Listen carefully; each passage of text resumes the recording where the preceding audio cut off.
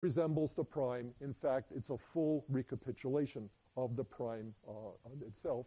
In all of these cases, what you're seeing is a bias in information processing. You're more likely to complete a stem or a fragment in a particular way. You're more likely to identify a particular word. You're more likely to say that a word is a legal English word if you've seen it before. So again, this priming effect has to be based on some kind of memory trace of past experiences. Okay, so in these kinds of experiments, there's an interesting methodological problem that I need to introduce at this point, which is, if you think about it for a second, think about that Warrington and Weisskranz study. You've got subjects who study a list of words, and then they're asked to recall them. Later, they're asked to recognize them, and later they're asked to do this little guessing game. Okay, and it turns out they perform really poorly on the recall test, and they perform really poorly on the recognition test, but they do really well on the guessing game test. Well, that might be interesting, or it might be the most boring finding in the world if it's just the case that the guessing game is an easier test of memory. Okay? If it's just an easy test of memory, then it wouldn't be surprising that that the people with bad memories perform a little bit better on it. So what we have to do is to show that what looks like a priming effect really is a priming effect and is not just a kind of consequence that we've made the test so easy that even an amnesic can pass it. Okay? And the way we do that is by controlling the nature of the cues presented to the subjects during the test. Okay? So the best comparisons between explicit and implicit memory aren't between something like free recall and fragment completion, where the tests vary radically in terms of their format. The best kind of test keeps the cues constant across the two kinds of tests. So what we might do is have the subject study a word that begins with the letters GRA, and then on a STEM-cued test of recall, we ask the subject, now I want you to tell me the word from the list that began with the letters GRA. So now they have to consciously retrieve a representation of that event and bring it into awareness. Or you present exactly the same cue, GRA, and instead of saying, I want you to remember a word that began with GRA, just say, give me a word that begins with GRA. Give me the first word that comes to mind. The cues are the same. The task is different. The one task, STEM-cued recall, relies on conscious recollection. The other task, STEM completion, does not. And when you do that, this is work by Peter Graff, now at the University of British Columbia. He was then a graduate student at UC San Diego. When you do that, again, you see this dissociation. So we're looking at the percentage of targets that subjects present, either on STEM-cued recall or STEM completion, the amnesic patients in green. And what you can see here, these were not as densely amnesic patients as the ones in Warrington and Weisskranz. You got to work with the patients you've got, okay? But here, you can see that the amnesic patients are performing relatively poorly on the STEM-cued recall test compared to non-amnesic controls.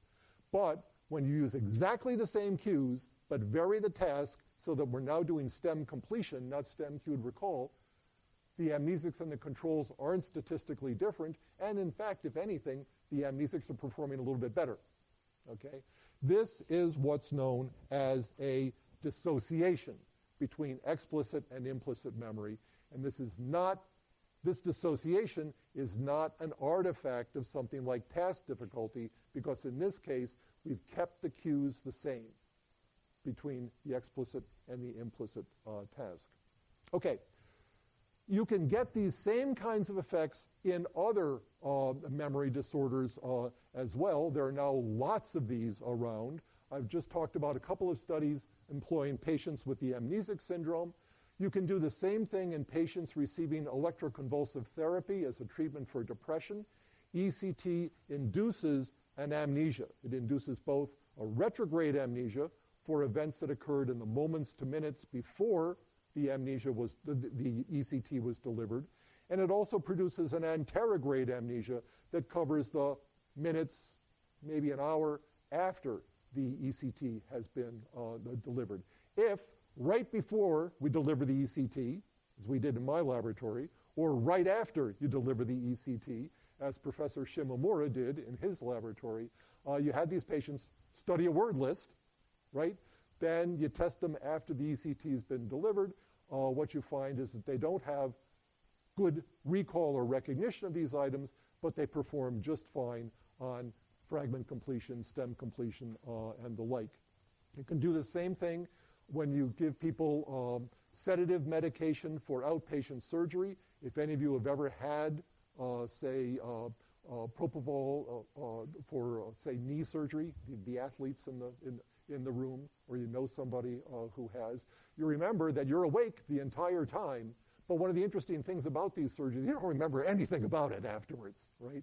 Yeah, you know you went in for surgery, and you know you came out of the surgery, but you really don't remember anything that happened during the surgery. Well, in these experiments, somebody comes up to you and says, here, study this list of words. You're not doing anything else, right? And then we test them with the tests of cued recall and recognition and so on. We've done the same thing in my laboratory and in some others with general anesthesia. We take patients who are undergoing general anesthesia for major surgery. We put earphones over them and play them a list of words while they're doing the surgery. They're not doing anything else, right? And we get informed consent, so you know they know that this is going on.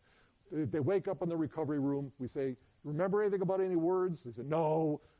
We do STEM tests of cued recall or recognition or whatever. They don't remember any of them, but they still show priming effects. In hypnosis, again, this work from my laboratory, there's a phenomenon called post-hypnotic amnesia, where hypnotized subjects can come out of hypnosis, and if you've given them the right kind of suggestion, they don't remember the things that they did and the things they experienced while they were hypnotized. But if one of those things was study a word list, okay, we test their memory, and we see this nice lack of recall in the presence of priming effects. And then finally, clinically, there are certain forms of mental illness known as the dissociative disorders, dissociative amnesia, dissociative fugue, dissociative identity disorder, where again, a major feature of the disorder is an amnesia. These patients can't remember certain things that they did, and again, with careful testing, we can show that memory failure encompasses explicit memory, conscious recall and recognition, but doesn't encompass implicit memory in the form of various kinds of priming effects. You can even get these kinds of dissociations in normal, so-called neurologically intact subjects like college students, people like you. Tom Nelson at the University of Washington did an extraordinary experiment once on what's known as savings in relearning.